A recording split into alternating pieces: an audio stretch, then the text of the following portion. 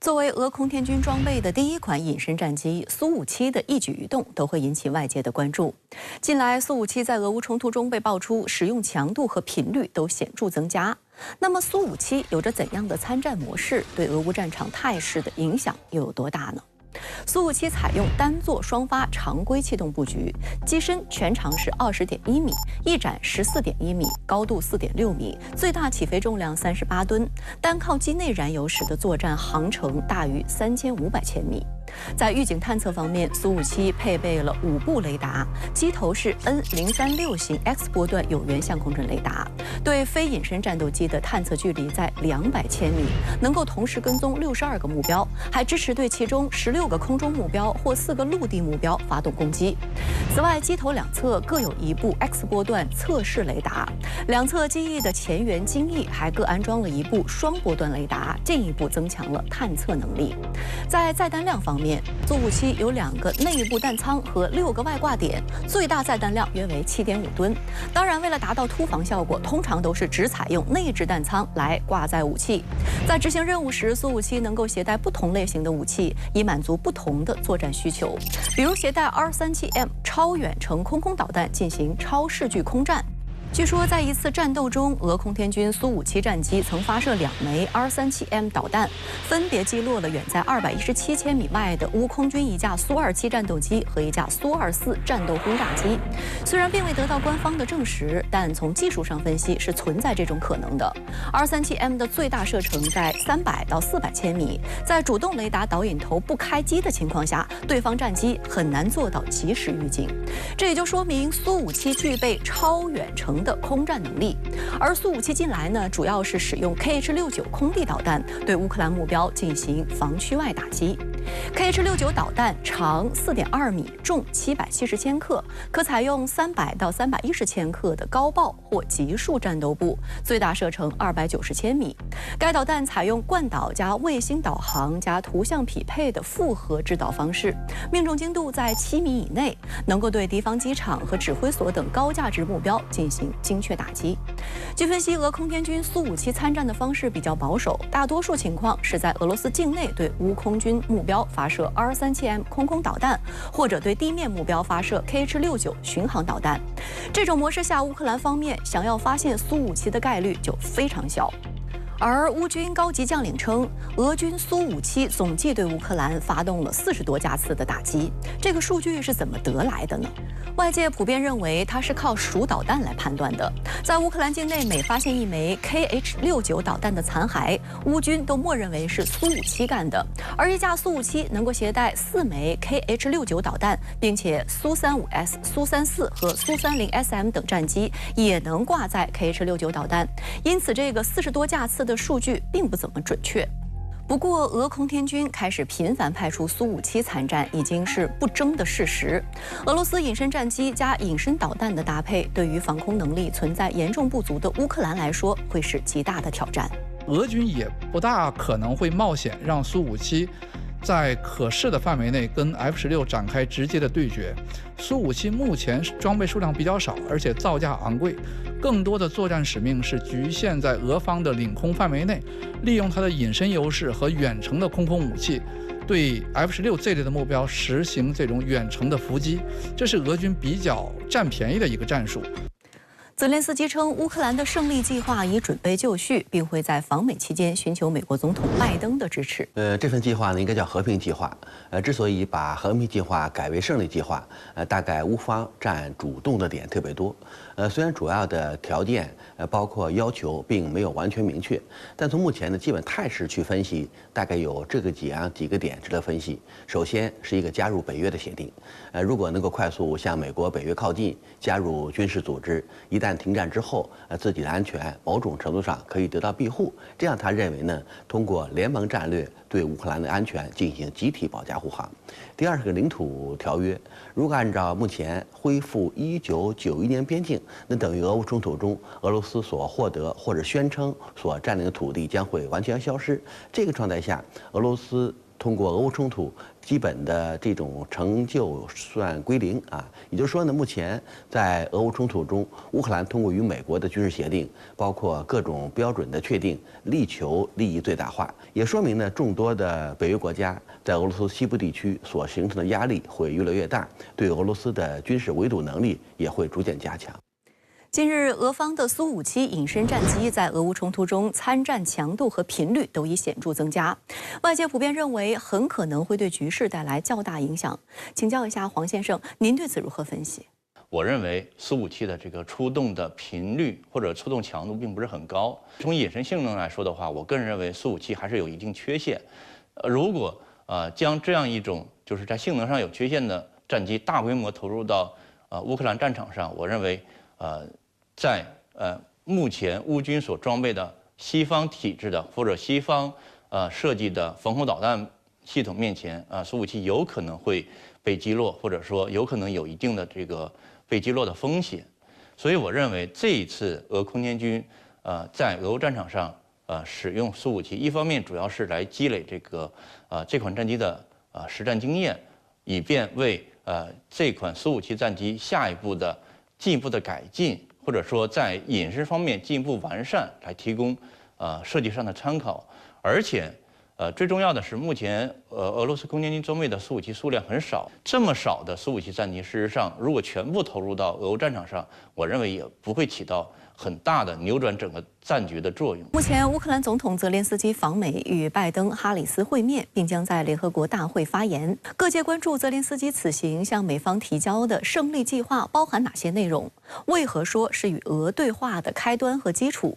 乌方使用无人机夜袭俄方弹药库，俄苏-57隐身战机参战数量增多，释放出哪些战场信号？俄罗斯国防部9月23号通报称，俄军当天打击了乌军电子战基站、弹药库、反炮兵雷达等目标。同一天，乌克兰武装部队总参谋部通报称，乌军继续在哈尔科夫、波克罗夫斯克、库拉霍沃等多个方向与俄军交战近100次。当地时间9月22号，乌克兰总统泽连斯基开启了他对美国为期1周的访问行程。当天，在格外严密的安保下，泽连斯基参观了位于拜登出生地宾夕法尼亚州的斯克兰顿陆军弹药厂，并在其生产的155毫米口径炮弹上签名。You said that 400 people work here, but I wanted very much to come here and to thank you. 据悉，斯克兰顿陆军弹药厂是美国少数几个生产155毫米口径炮弹的工厂。自俄乌冲突爆发以来，美国已向乌克兰提供了300万枚该型炮弹，这是乌克兰最急需的一种弹药。乌克兰曾一度每天发射6000至8000枚155毫米口径炮弹，这一速度似乎耗尽了美国的库存。为此，美国已投资增加生产线。目前每月生产4万多发155毫米口径炮弹，并计划将产量提升至每月10万多发。泽连斯基访美寻求解禁远程武器，不过美国总统拜登给出了否定回答。Have you made your decision to allow Ukraine to use long-range weapons? No. 泽连斯基此次访美将于24号、25号在纽约举行的联合国大会上发表讲话。9月26号前往华盛顿，与美国总统拜登和副总统哈里斯举行会谈。在赴美之前，泽连斯基再次提及有关解决俄乌冲突的乌克兰胜利计划。他表示，该计划的全部内容将于11月初准备就绪，这将是与俄罗斯进行对话的开端和基础。希望拜登支持这一计划。Саме цієї осені вирішується, що буде далі у цій. Україна представить в Сполучених Штатах план перемоги. Першим його побачить повністю президент Америки, звичайно. 实质性的内容可能包括希望西方能够解禁乌克兰对于远程武器的使用限制，包括要求美国向乌克兰提供更多的远程武器和先进的战机。在情报以及后勤方面呢，对乌克兰增大支持的力度，同时也有可能要求西方使用更多的雇佣兵进入乌克兰，增强乌克兰的兵源。促进他们在地面战场上发动新的攻势行动。乌方多次表示，在俄罗斯库尔斯克展开的军事行动是胜利计划的重要组成部分。乌军8月开始突袭库尔斯克，累计控制了大约1300平方千米的土地。Найбільше Курахівський напрямок, Покровський. Захищаємо позиції окремо і детально щодо Курської операції. І кожен день діємо саме так. 乌军突袭库尔斯克究竟是胜利还是失策，引发广泛讨论。美国南佛罗里达大学全球和国家安全研究所研究员阿尔曼·马哈茂迪安撰文称，如果俄罗斯最终因为库尔斯克进行谈判，或者从乌克兰调走大量资源以应对进攻，乌克兰也许可以宣称取得了战略胜利。但如果现有状况继续，特别是乌军随着冬季来临被困在库尔斯克，此次行动的收益也许就低于乌克兰最初的希望。从9月10号开始，俄军发起反攻，收复多个居民点。Противник сейчас уже получил по забралу, так сказать. Сейчас уже нет таких сильных активных действий с его стороны. Он зажимается в котлы и уничтожается силами артиллерии и авиации. Работы хватает. Часть противника сейчас проводится работа по зачисткам. 俄方透露，俄空天军正在库尔斯克使用高爆航空炸弹，对已查明的敌方目标实施精确空袭。日前，俄空天军就使用高爆航空炸弹摧毁了库尔斯克州边境附近的一个乌军指挥所。另一方面，乌军无人机接连取得战果。18号凌晨，乌军无人机袭击了俄罗斯腹地一处军火库。21号夜间，乌军又向俄罗斯发射了100多架无人机，造成俄罗斯一个军火库爆炸。2个军火库距离仅有几千米，距离乌克兰边境约500千米。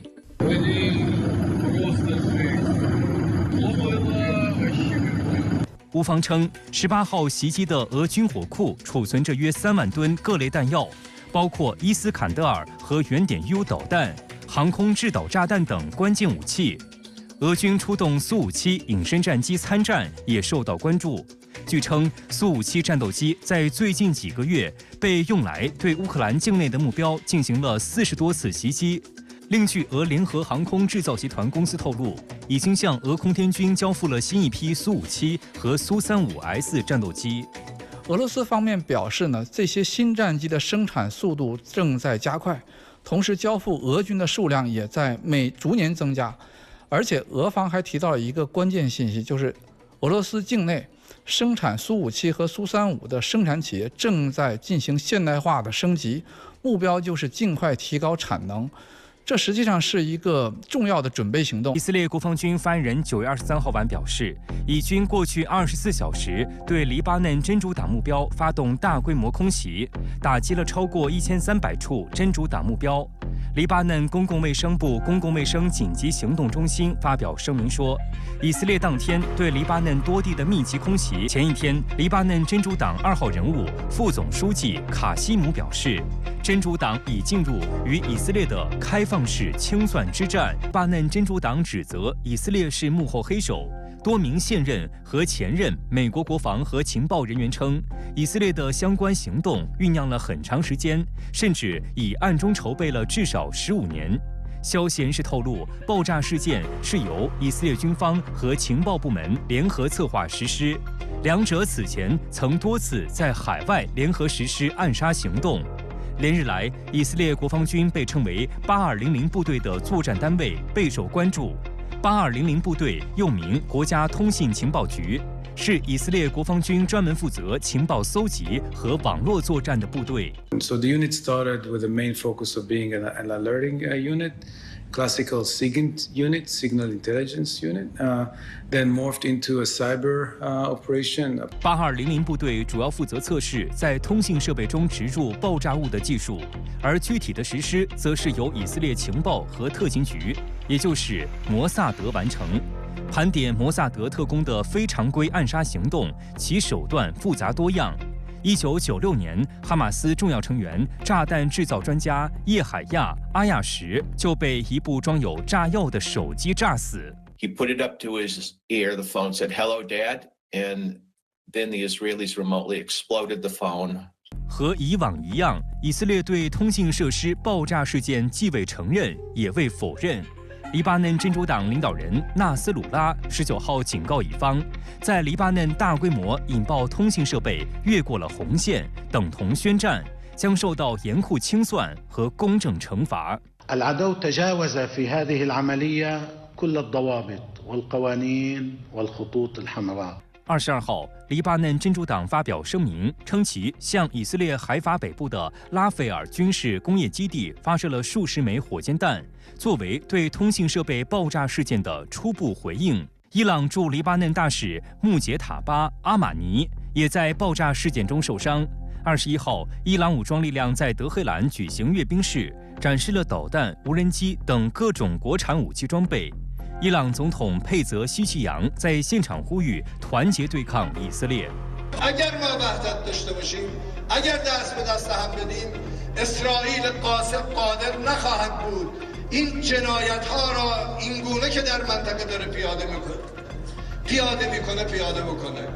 9月22号，以色列总统赫尔佐格在被问到是否会向伊朗境内目标发动空袭时，表示这是摆在国际社会面前的问题。以色列为了保护其人民，将不择手段。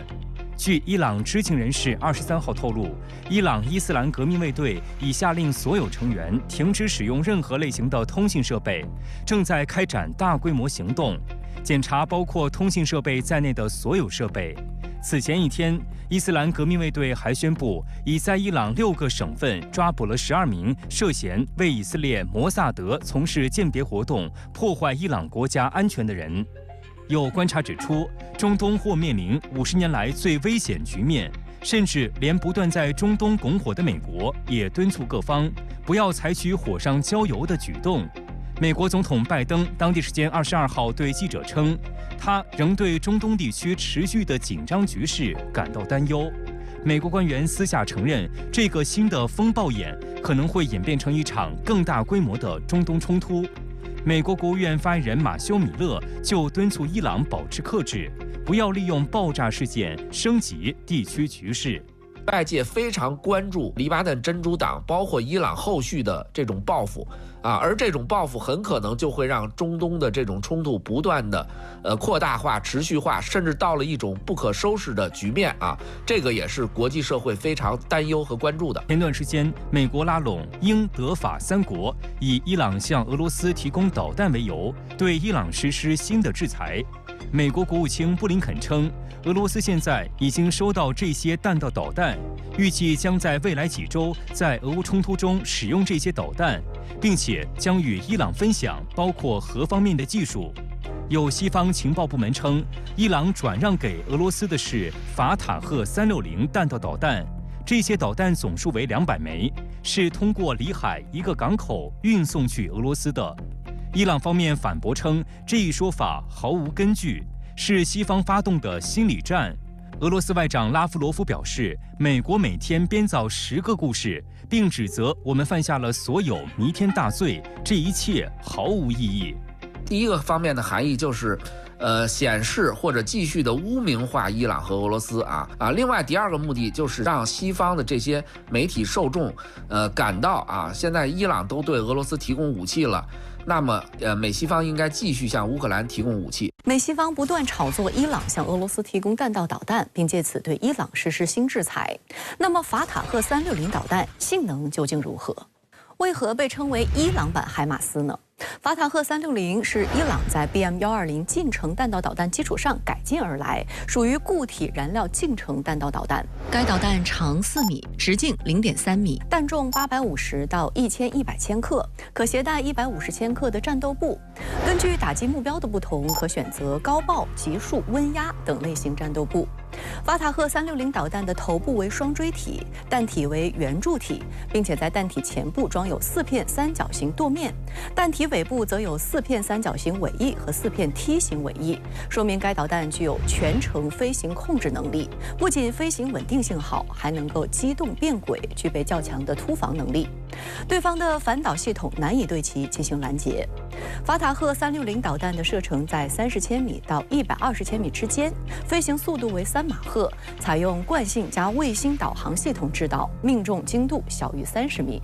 法塔赫导弹采用车载桶装倾斜发射方式，运输发射车采用6×6民用卡车底盘，前部为驾驶舱，后部装有发射装置。从伊朗公布的信息来看，发射筒的布置很灵活，可以是双联装，也可以是4联装或者6联装。发射装置有液压支撑臂，用于发射时控制发射筒的倾斜角度，既可以由操作人员在驾驶室控制发射，也可以远离发射车进行遥控发射。有必要说明的是，法塔赫360导弹的运输发射车之所以选择民用卡车底盘，一是为了降低导弹系统的成本，二是为了隐蔽性。在驾驶室后面还专门装上了伸缩式篷布架，行军状态时完全伸展，能够覆盖整个车体后部的发射装置。此时无论是从地面还是高空中观察，都与普通的货车非常相似。由于法塔赫360导弹具备高机动性、较好的命中精度，以及最常采用的6联装发射装置，再加上导弹最大射程才120千米，这一性能与美国的海马斯非常相似，因此被外界称为伊朗版海马斯。这也是美西方大肆炒作伊朗向俄罗斯提供法塔赫360导弹的主要原因。毕竟对于俄罗斯来说，如果真用上法塔赫360导弹，打击灵活性提高了，而作战成本则会显著降低。对于重要性一般的战场目标，完全可以交给法塔赫360导弹去打击；而技战术性能更好、成本也高得多的俄制伊斯坎德尔 M 弹道导弹，则可以省出来，专门打击高价值的时间敏感目标。而这是美西方不愿看到的。在中东局势日趋紧张之际，俄罗斯与伊朗两国关系不断升级。19号，普京签发总统令，同意俄外交部提交的关于签署与伊朗全面战略伙伴关系协议的提议。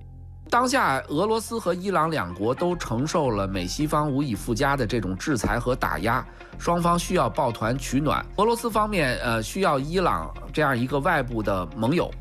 在国际的特别是政治舞台上，相当于增加了他的一个伙伴啊。如果从作战目标包括打击重点去分析，不排除是以色列情报部门所为，而且国际社会认为，在产业链条很多漏洞，包括美媒所报道的由以色列制造等消息可以看出，这次把平民用品武器化，将会在战争史上开辟一个非常恶劣的先例。一旦这种状态蔓延，那么杀伤能力、杀伤范围将会出现无门槛儿、无底线的现象。有观点指出，作为抵抗之狐的领袖，伊朗必须发出强有力的声音，表达对黎巴嫩真主党的支持。而一旦伊朗下场，中东大战或将爆发。请教一下杜先生，您认为伊朗会如何反应？从目前看呢，伊朗直接下场的可能性并不大，因为美国在周边航空母舰、核潜艇、战略轰炸机对伊朗构成重大压力。这个状态下，无论是支持哈马斯、支持黎巴嫩，它的这种援助都是间接的，通过提供资金、提供武器、提供其他保障要素，让作战行动能够得以持续。如果伊朗正面作战，与以色列爆发直接冲突，这样势必会引发中东大战，特别是美国在中东大量的基地部署、密集的武器装备部署，会对伊朗产生较大影响。所以这个状态下，如果主动下场，直接面对美国以色列军事体系，那么中东地区有可能面临重大变化。俄总统普京日前签发总统令，同意与伊朗签署全面战略伙伴关系协议。俄伊关系升级如何影响中东局势？黄先生，在中东这样一个地区，伊朗是一支可以说能够在整体的这个军事实力上能够与以色列对抗的这样一个强大的力量。但是如果是与美国对抗，包括与北约国家对抗的话，伊朗还是在整个的这个实力上，尤其是在空军上，还是相对是弱势比较大。那么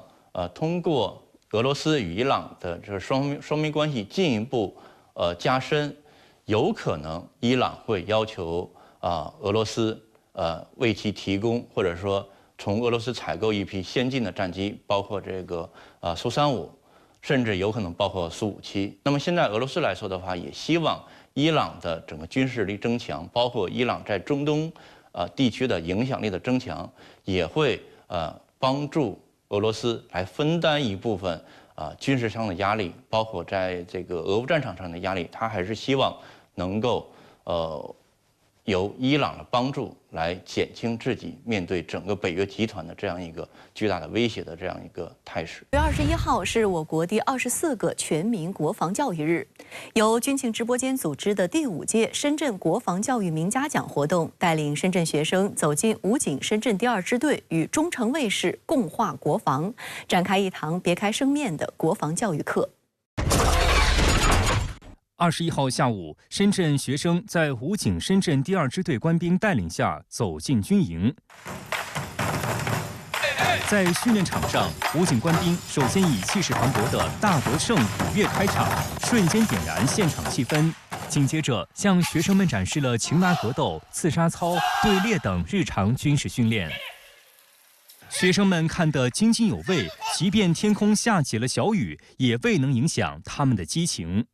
同学们一个个目不转睛地认真观摩，武警战士们勇猛有力的动作，矫健利落的身姿，整齐昂扬的队列，瞬间圈粉，现场不时爆发阵阵掌声。今天我来到军营，学到了很多知识。今天我看军人叔叔表演的时候，看见了他们不怕苦、不怕累的精神，是很值得我们学习的。学生们还近距离接触了手枪和步枪等轻武器，武警官兵给他们详细讲解枪械知识，对射击技术要领进行示范。第一次接触到真枪，学生们直呼过瘾，感觉太酷了。